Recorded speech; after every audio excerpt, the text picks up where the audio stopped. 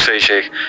دیکھیں یہ جو نفس کی 3 ٹائپس ہیں، نفس لوامہ، نفس امارہ، نفس مطمئنہ. میں ایک اسکالر کو سن رہا تھا، وہ اس طرح کہہ رہے تھے کہ روح اگر ہارڈ ویئر ہے تو یہ 3 چیزیں اس کا سافٹ ویئر ہے.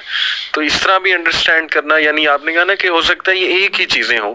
اور جیسے نفس لوامہ جو ہے وہ فَأَلْهَمَهَا فُجُورَهَا وَلَا تَقْوَاهَا سوری.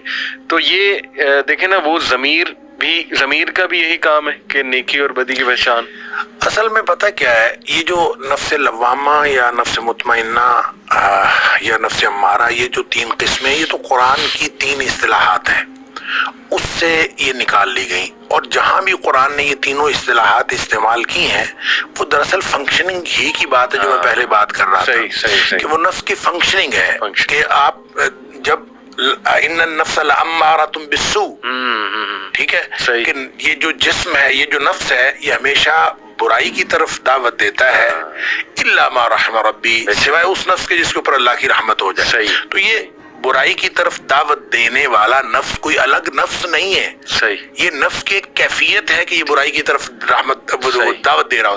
جب یعنی الا ما رحم ربی کا مطلب یہ ہے کہ جب اس کے اوپر اللہ کی رحمت ہو جائے تو پھر وہ ختم ہو جائے گا، وہ معاملہ، اس کی کیفیت چینج ہو جائے گی. تو اس کا مطلب یہ کیفیات ہے. اسی طرح لفظ لوامہ جو ہے وہ بھی اسی طرح ملامت کرنے والا، جس کو آپ ضمیر کہہ لیں، آپ کوئی اور، وہ ملامت کرنے والا ہے، وہ بھی اس کی کیفیت ہے. ہم نے اس کو درمیان میں رکھ دیا کہ جو ملامت نہیں کرتا وہ امارہ ہے، جو ملامت کرتا ہے وہ لوامہ ہے. وہ نفس لوامہ، یہ جو قرآن نے قسم اٹھائی تو ملامت کرنے والے نفس کی. اور پھر اسی طرح سے نفس مطمئنہ، ارجعی الی ربک راضیۃ مرضیہ. تو نفس مطمئنہ گویا ٹاپ آف دا لسٹ ہے، اور درمیان میں لوامہ ہے، اور نیچے جو ہے امارہ ہے. یہ کیفیات ہیں. نفس امارہ ہی نفس مطمئنہ بنتا ہے. اچھا، ٹھیک ہے، لیکن اس کی اصلاح کرنی پڑے گی. جیسے فرمایا نا کہ وَأَمَّا مَنْ خَافَ مَقَامَ رَبِّهِ وَنَهَى النَّفْسَ عَنِ الْهَوَىٰ. بالکل صحیح. کہ جو اللہ کے سامنے کھڑا ہونے سے ڈر گیا، جواب دہی سے ڈر گیا، تو وہ پہلا کام کیا کرتا ہے؟ وَنَهَى النَّفْسَ عَنِ الْهَوَىٰ. اس نے نفس کو خواہشات سے روک دیا. تو ظاہر ہے ضبط نفس کریں گے تو پھر اس کی اصلاح ہوگی. جب اس کی اصلاح ہوگی تو یہ امارہ سے لوامہ بنے گا، اور لوامہ سے مطمئنہ بن جائے گا. وہ اس کی پیک کی وہ ایک پوزیشن ہے. صحیح. آپ نے بڑی انٹرسٹنگ بات کی کہ یہ جو قلب ہے، مے بی یہ برین اور ہارٹ کے درمیان جو ایک کنیکشن ہے. تو میں آڈینس کو کہنا چاہوں گا کہ ضرور پڑھیں اس پہ انٹرنیٹ پہ کہ نروس سسٹم آف ہارٹ. اس پہ آج کل گورے ریسرچ کر رہے ہیں کہ دل کا بھی ایک نروس سسٹم ہے. سرکولیٹری سسٹم تو ہے ہی، لیکن نروس سسٹم ہے. تو بڑی انٹرسٹنگ باتیں اس کے اوپر کتابیں لکھی گئی ہیں، لیکن لوگ آرٹیکلز لکھے ہوئے ہیں. لیکن یہ بات ہے کہ دیکھیں سائنس والے بھی ایک عجیب کام کرتے ہیں. وہ جو بات انہوں نے تسلیم نہیں کرنی ہوتی، جس بندے نے کہی ہوتی، اس کو سائنسدان ہی تسلیم نہیں کرتے. ایسے ہی وہ کہتے ہیں کہ یہ بات تو اس نے کہی ہے، وہ کوئی اتھینٹک سائنسدان نہیں ہے. تو جس کی تسلیم کرنی ہوتی ہے وہ سائنسدان کو ڈگری تھوڑی ہے، بڑی ہے اس میں. وہ جس کی بات تسلیم نہیں کرنی، وہ کہتے ہیں یہ سائنسدان ہے ہی نہیں. تو ویسے تو اس کے اوپر بہت لکھا گیا ہے اور لکھا جا رہا ہے. صحیح. شیخ، اللہ سبحانہ و تعالیٰ قرآن میں ہمیں بتاتے ہیں کہ حضرت آدم میں اللہ نے اپنی روح پھونکی.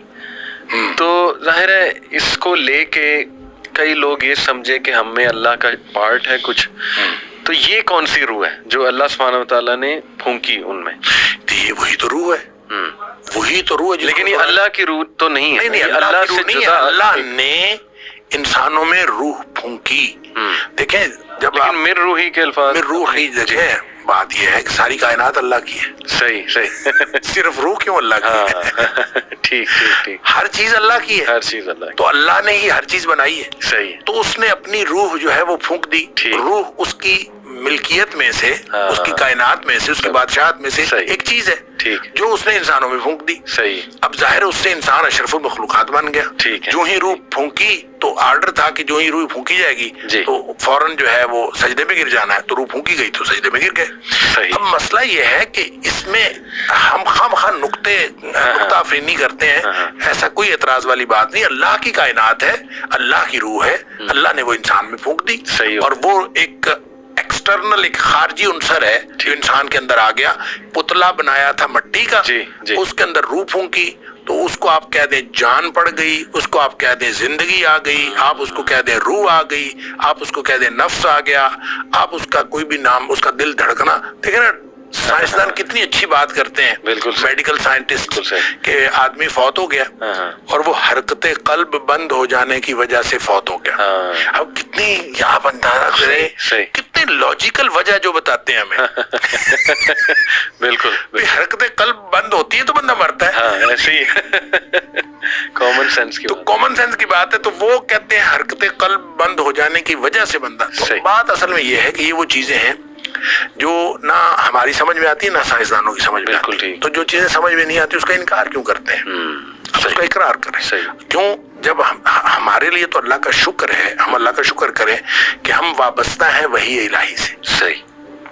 ہمارے پاس جواب ہے, ہمیں وہاں سے بتا دیا گیا ہے. ہمیں وحی الہی نے جو بات بتا دی, نظر آتی ہے نہیں نظر آتی ہے, ہمارا اس کے اوپر ایمان ہے. تو اس لیے ہم کہتے ہیں کہ ایمان اتنی بڑی نعمت ہے کہ جس کو مل جائے اس سے بڑی اور نعمت کوئی نہیں ہے. تو ان کے لیے بھی کوشش کرنی چاہیے اور ان کو بھی کوشش کرنی چاہیے کہ وحی الہی کے ساتھ جڑ کے دیکھ لیں, ہو سکتا ہے ان سارے سوالوں کا جواب مل جائے. صحیح. میں ایک انٹرسٹنگ بات شیخ آپ سے شیئر کرتا ہوں اور آڈینس سے بھی, کہ یہ ہم سنتے ہیں نا الست کا جو پیکٹ تھا کہ اللہ سبحانہ و تعالیٰ نے تمام آدم علیہ السلام کے بچوں سے پیکٹ لیا تھا کہ کیا میں تمہارا رب ہوں.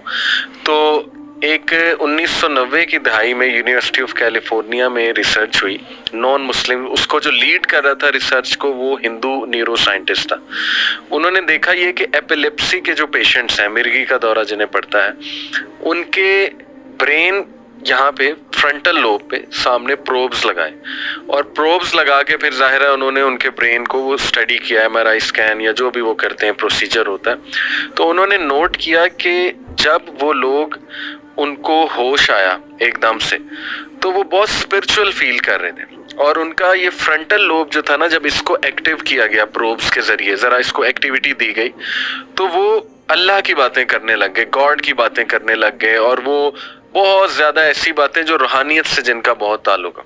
تو انہوں نے ثابت کیا اس ریسرچ ٹیم نے کہ خدا کا کنسیپٹ یہ ہمارے اندر انگرینڈ ہے, نیچرل ہے, نیچرل فطرت میں ہے, انسٹنکٹ ہے ہمارا, اور فرنٹل لوب جو دماغ کا سب سے ذہین حصہ ہے وہ اس کے لیے رسپانسیبل ہے. تو یہ میں نے کہا ایک شیئر کروں جو آپ بات کہہ رہے ہیں, دیکھیں بالکل ٹوٹلی اس سے بھی یہ چیز میچ ہو رہی ہے. شیخ حضرت جبرائیل کو بھی اللہ نے روح کہا ہے, تو اس کو کیسے سمجھیں گے؟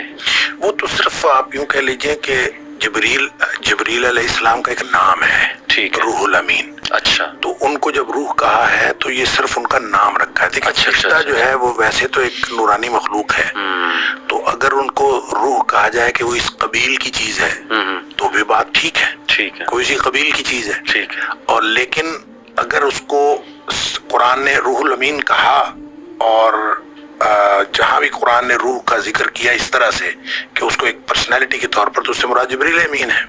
لہٰذا وہاں آپ روح اس کا